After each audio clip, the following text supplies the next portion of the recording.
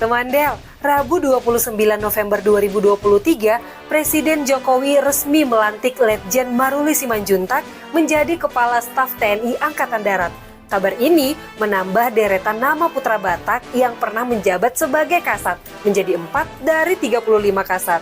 Ada Zulkifli Lubis, Jenderal Ahana Sution, Jenderal TNI Maradin Panggabean, dan terbaru Letjen Maruli Simanjuntak. Keren juga ya putra Batak ini.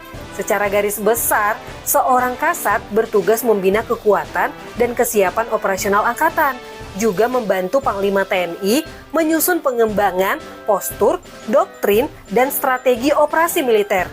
Letjen Maruli sendiri pernah jadi perwira bantuan Madya Operasi Kopassus dari 2005 sampai 2008. Komandan Pas Pampres dari November 2018 sampai 2020 dan terakhir menjadi Pangkostrat sejak 2022